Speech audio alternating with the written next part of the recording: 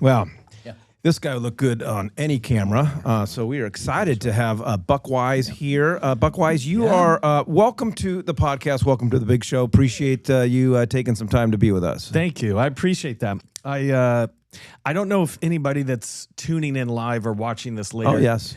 I don't know if they can respect the programming and the vibrato that you've put into these microphones. I actually sound very feminine, but this makes me sound like a radio DJ again. So I like this. We did that for Mike a long time ago, so I'm glad you got picked up. Keyword again. Well, I appreciate you having me on. This is fun. All right, so we're going to talk about branding and maybe some social media, some marketing. You are doing a big class for us tomorrow in Tempe. Yes. Because of the amount of people that we're expecting, we're not even having it at a West USA office.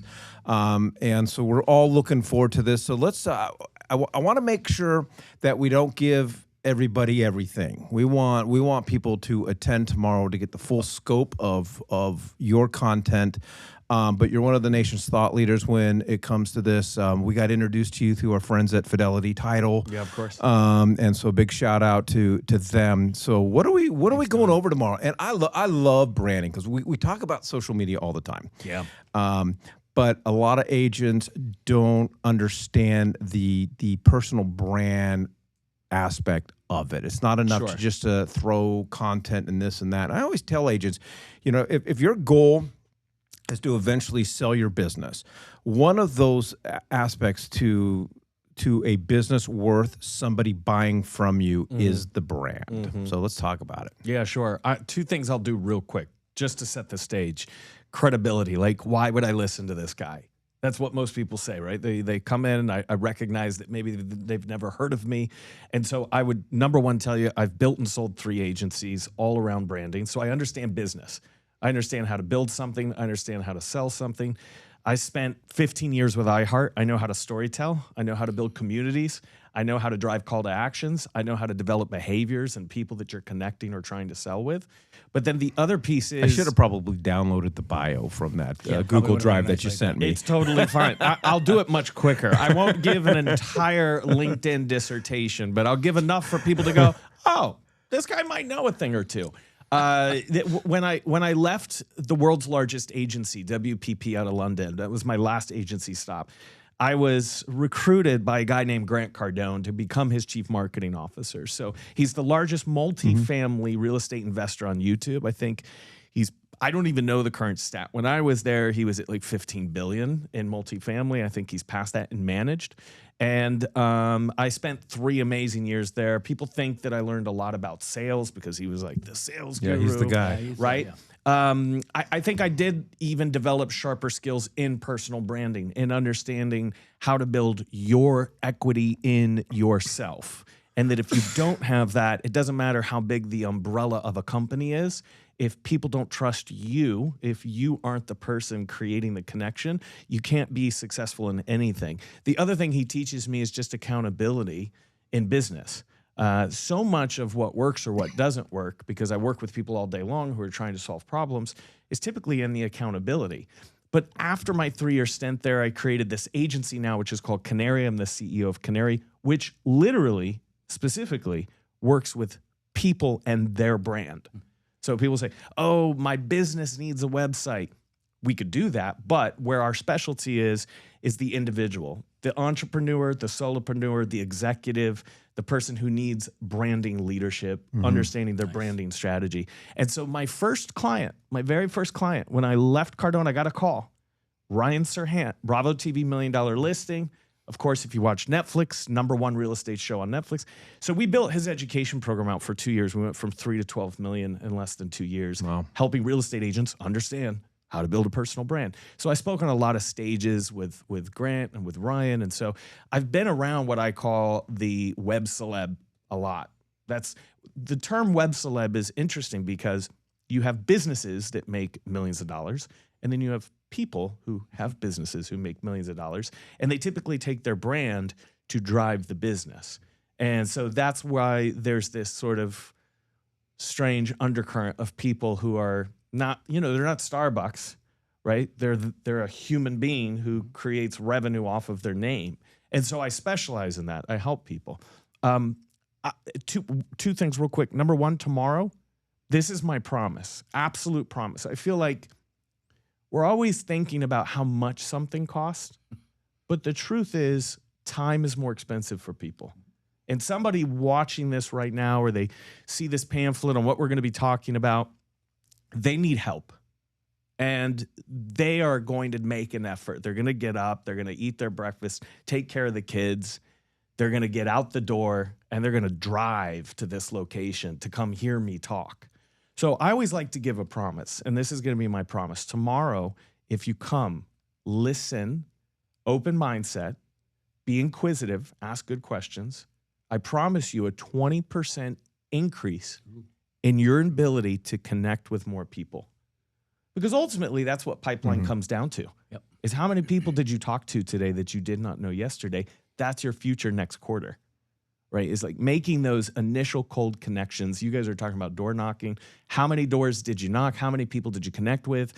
You know, in real estate, you have these variations of stages in real estate. And so you get the young entrepreneur that's like, okay, if I knock on this many doors, I got to pay rent by the end of the month. I'm really a long-term strategy thinker. And I'm also a diversifier. So I'm not against door knocking, but if you're not doing digital, you're going to grind yourself to death if you're only doing door knocking. Well, I think too, one of the challenges though, especially for newer agents, because this is what I preach. It's all about real estate conversations. How many people did you meet? How many real estate conversations did you have today? But a lot of newer agents, it's not so much the challenge of meeting new people. It's what do I say? And that's really where the personal brand comes from. It's true. Because if I meet you, you know, like I think I have 20 Uber drivers in my phone, right? Like if you search Uber, they would just all pop up because I've learned how to have these real estate conversations. Yeah. But my brand, my personal brand or my team brand really allows me to go from a simple, hi, I'm Mike, and hey, great to meet you, I'm Buck, to a deeper real estate conversation. So I feel like I feel like this is part of the solution here, because agents do not know what to say. Sure. But if you understand what your brand is and what you do, it's going to help you understand what to say. Yeah, you nailed it. If you don't know yourself, I guarantee you, nobody else will. Yeah. Period. That's right. Period. And so a lot of it really has to do with organization. Everybody's looking for the quick hit. They hit, oh, you're in marketing. Oh, you know digital. You know AI. You know social. Okay, so like I need that viral video from you. Okay, How many times? I need it by 5 o'clock today. The big one is, how many times should I post? What should I be? But it's so transactional and it's so technical. It's so tiny. I always take somebody 40,000 feet high and I say, let's do the work first. Let's get organized on the two most important things. Number one, who are you? You got to understand yourself. Number two, you got to know who you're talking to. You have to understand the consumer, because even knowing yourself really well, but you don't know the challenge you're trying to solve for someone and you can't get to the challenge quickly. That's like marriage. If that's I it. know me. That's it. But the quote is, to know me is to love me. And the more known somebody feels, the more love they feel. And what is really love at the end of the day, if we dissect it? It's really trust. Right? Any good relationship is based in trust. So if you sum marketing up to one word, it's going to be trust. And so the viral post that they want to have, the door knocking that you're doing, all of these things, you're just trying to get someone to see the value and trust you faster. You're trying to close the sales cycle quicker. So a lot of what I teach is how to make the initial connection, but then how to develop the trust faster so you can actually convert any deal. I think one of the very first things I've ever learned in my marketing classes was people buy from those that they trust. That's it. And that's what we're trying to establish. Like, That's trust it. me. Yeah. Yeah, that's it. That's the key. And I'll tell you, I spent, some of the brands that I've worked with, Starbucks, Nike, Google, some really big Fortune 100 brands, they taught me a lot in data and research. When you get to the $1 billion level, when you're at the Fortune 100 level, you're really competing against data. That's the weirdest thing. The amount of time, money, they have chief data officers. All they do, they have data scientists. They're extrapolating so many different areas of the business, and then they're putting it all together and trying to formulate a story and a strategy for the next 15 years of what they're going to build and how they're going to buy real estate and where they're going to go. And so we spent 6 months, as a little tease. I'm going to give 80 away, 20 tomorrow. They can show up for the other 20. We did 6 months, $2 million of research on who the core drinker of a pumpkin spice latte is. Oh, I know her. This was, you've probably met her or lived with her. I sleep with her. She sleeps right next to me. Oh my gosh, when that drink comes out. Oh dear God. Every year. Yeah, it's a lot of research allowed us to be the dominating beverage in the PSL space. And so we had to spend a lot of time figuring out why they drink it, what emotions do they feel, what connection point drives a variation of behaviors. And so tomorrow, I'll give that away. The secret. It came down to one thing. We had over 181 data points. I'll give you the hint. Her name is Heather. That's the internal name that they still use today at Starbucks. Her name is Heather. So every drinker, so Bob drinks black coffee, still reads the newspaper. Only will get a pumpkin spice if his niece forces him to do it, and he'll never drink it again for the rest of the season. He doesn't have the largest impact on revenue for Starbucks, right? For pumpkin spice. He's the black coffee drinker. The Via, the packet powdered coffee, is a construction worker that decides, his name's Mike, he decides between a Red Bull and a powdered coffee because he just needs energy and he doesn't care about froofiness, right? And by the way, he doesn't want to pay over $4 to get his caffeine in the morning, right?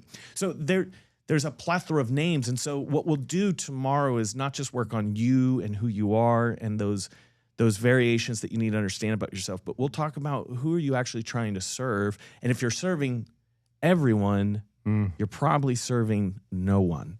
Here's something that I don't think a lot of people understand is that, I loved that commercial that said, you do you. Yeah. Because to me, that's the most important person in the room is the person you look at in the mirror. Mm-hmm. Because if you don't know you can't, nobody else, to your earlier point, nobody else will know you. But here's the thing. They don't realize that by capturing who they are improves every single aspect of their life, their relationships, their business, their, the opportunities that come their way.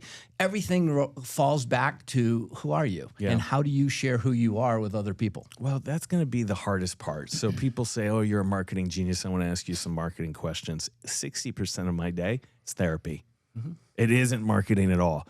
The number one competitor you're going to have to face is typically yourself and being vulnerable and understanding how to authentically share who you are online. Because just coming online and going, I am the best agent. If you're buying, if you're selling, if you're investing, I've got experience. Like you sound like every other neighbor, by the way. There's like 6 licensed agent on every street across Arizona, right?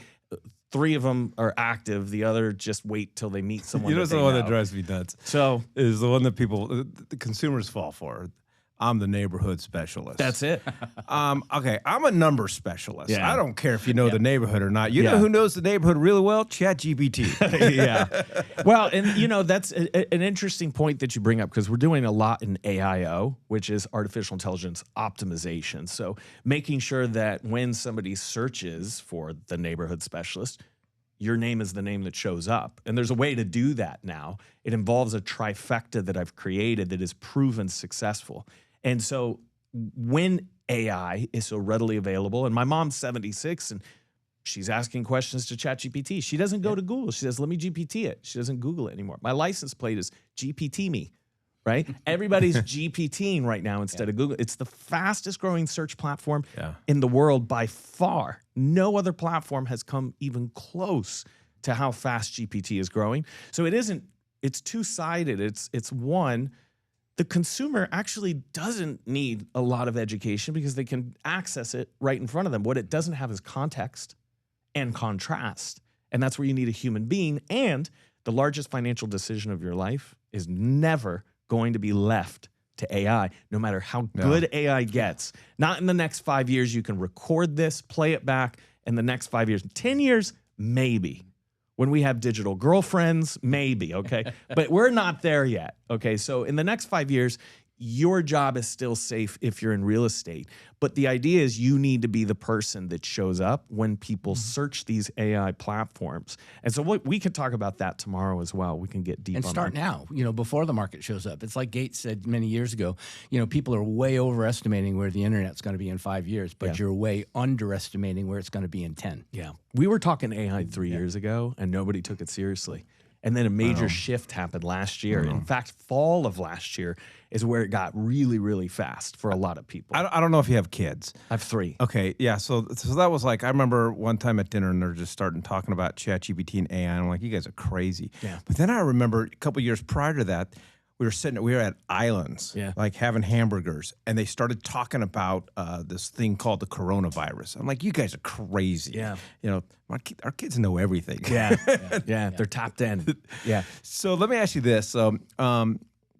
For tomorrow, and everybody, there's the QR code. I'm telling you, just go, make your plans. Are you guys sold out yet or no? We're getting really close. So that's what I wanted to say. Like, I think there's a handful of seats left. So if you're sitting there thinking, I might be able to make this, scan the QR code and get your seat right away. And then I'll give one more thing. If you're watching this and it is sold out, DM me about Buck. I'll take one special guest once it sells out. DM me about Buck. I'll put you right up front, and I'll give you a 20-minute free audit on your current social media, your current brand. I'll give you a free 20-minute audit. Oh, they're signing up now. I'm doing it. I'm DMing. I'm already signed up, but I'm DMing you. Yeah, But I'm that's what I telling was you, doing. it's gonna tap out, so you should get it done right now. What if I'm signed up to go tomorrow? Yeah. What can I do to prepare?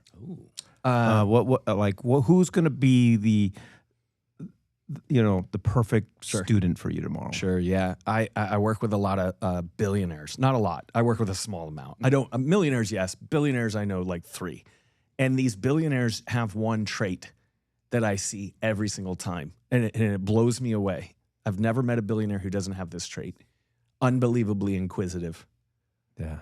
They walk into a room. I have a meeting tomorrow with one. He walks into the room.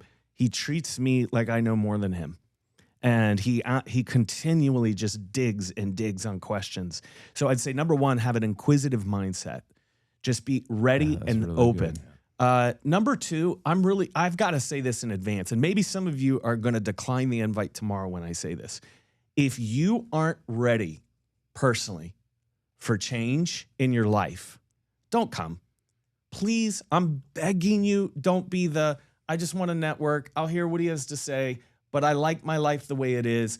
I make a pretty good living. Like, I do okay. Like, if you think you're comfortable where you're at, this is not for you. This is for somebody that's Good point. Even if you're already doing millions in GCI, but you want to do double-digit millions, like you want more, I'm going to teach you how to do that. So this is only for people that really want to affect change.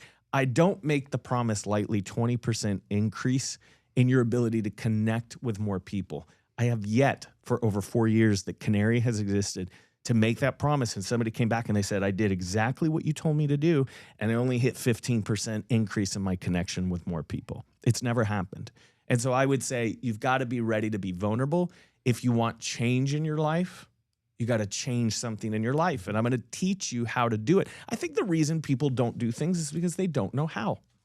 And so where there is uncertainty in a business, there's failure. Or life. Yep. Anywhere. Yep. Right? Look at your past relationships, like where there was uncertainty or unorganization, there's failure in a business. And so I give people organization. I agree with that statement, but when I think about the younger agents, when I say younger, not age-wise, but like actually in the business, the newer agents. Yeah.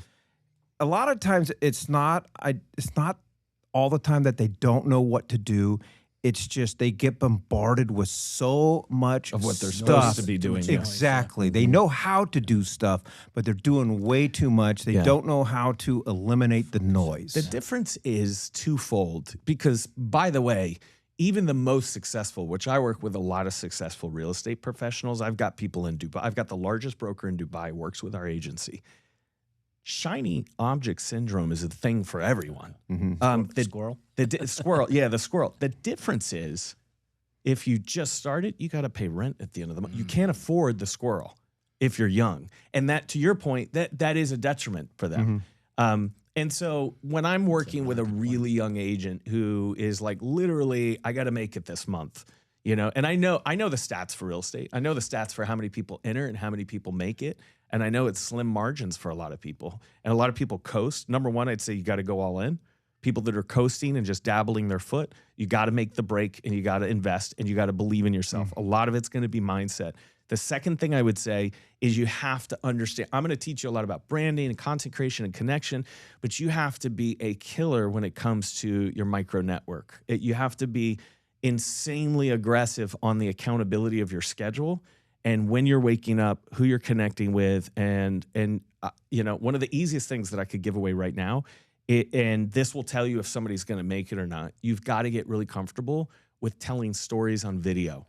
90% of the internet is video, and of it, over 80% of that is video storytelling. Just using this $1 million moneymaker right here, hitting record and talking. It's a stat, 70% increase in conversion when somebody sees your eyes. So agents are going to make cold calls, they're going to text people, and they're not willing to make a video to 150 people in their contacts. An easy exercise any new agent can do, go to your contacts app, if you type in contacts, and then I want you to scroll all the way to the bottom of your contacts. Even if you've never been in real estate, you scroll to the very bottom, and usually the average real estate agent has over 800. I have 4,000 contacts in here. The average beginning agent has over 800. That's your inner circle. That's your go. That's your start. And you're sending videos to them. It isn't making a viral video that's going to kick you into the next level. Brand. So if you're in real estate, think of brand this way. Brand is the largest equity you will ever own in your business. Your brand is the number one equity you will ever own in your business. So you're not going to create success in 30 days by making videos on Instagram.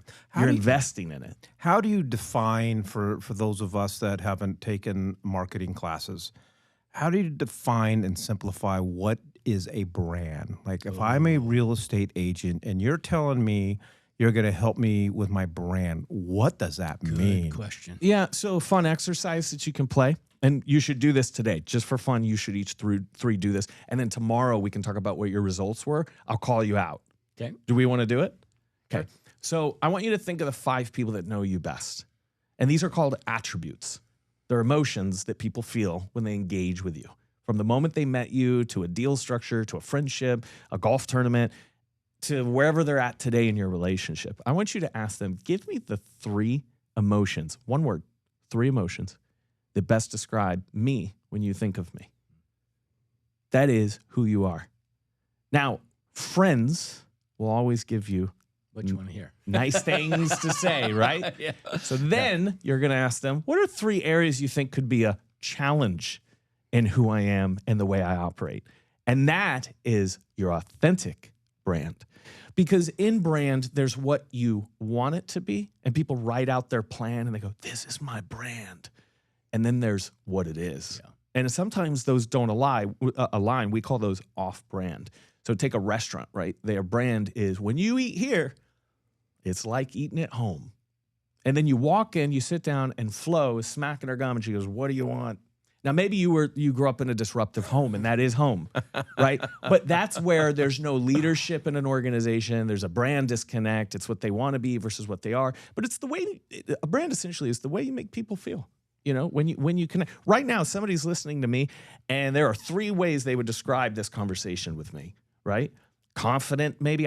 This is what I hope my brand is, right? A deeper voice, maybe than you manly.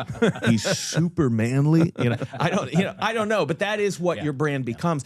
And brands do studies. They do brand studies where they get the sentiment of the consumer or non-consumer and how they feel in the interaction. But it's essentially how you make people feel. You know? Yeah. It's like when they go away, everybody thinks it's, it's a logo or it's, something like that. But like a Nike logo. No, that's not it at all. Yeah. That's just a swoosh. Sure. But the thing is when people go away, it's all about their perception of you. Yes. Period. End of story. Yeah. And, it's not saying that every single presentation, no matter how good you do, you can always learn from it. That's right. And if you stop learning from anything that you're doing, then you just separate yourself from the true you. That's it. Yeah, and you brought up Nike. So I studied for many years at Nike. We ran all digital for Nike, running, Nike Golf, Nike Women. We even had a Fuel Band. Do you guys remember Fuel Band? Well before Apple Watch or anything else. We were tracking heart rates and things like that. But we did something called a brand house. You can Google it. Brand house is how you structure your brand. And you structure your brand because you need an anchor and a filter for who you are and what you stand for. So Nike's brand house had one big roof. And the roof was, at the top of Nike, was, why do we exist for you, the consumer? Now, a lot of people get confused. Big companies get confused. There's a difference between a brand statement and a mission statement. Mission statements are for your team. We're going to the moon and you're coming with me. Has nothing to do with the consumer. Consumer doesn't care how much money you're going to make. Consumer doesn't matter how big the company's going to grow. The people that work there do, because they're on a mission with you, right?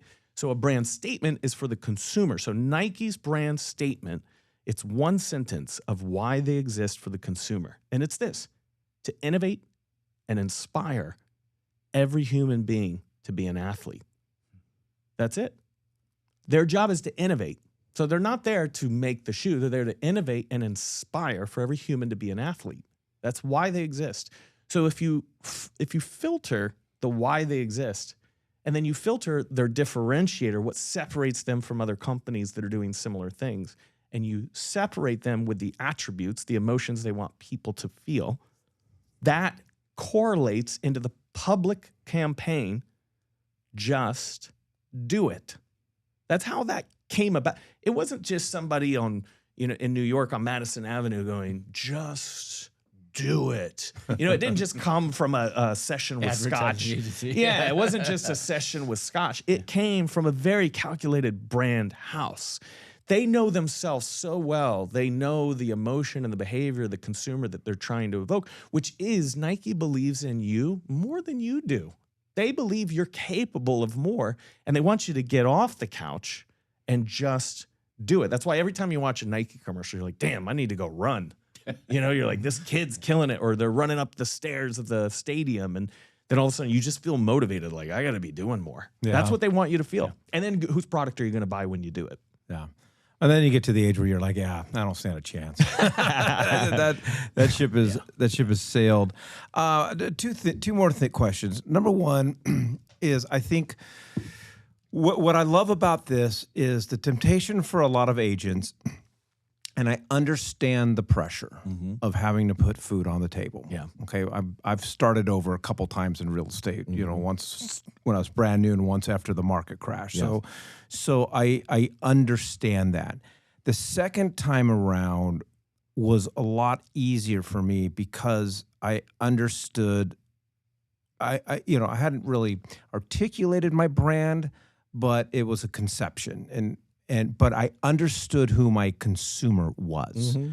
When you're new, you're chasing every dollar. Mm-hmm. And I'm going to do I'll do a $5 million listing in Greyhawk, and then got a $65,000 manufactured home in Apache Junction. Yeah. And I really need the money, so I'm going to go sell some vacant land up in the White Mountains, and I know nothing about the White Mountains. Mm-hmm. But I understand that.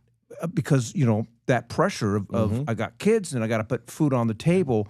But when I really understood who my consumer was and what I was really trying to accomplish in my business, it was a little slower. Mm-hmm.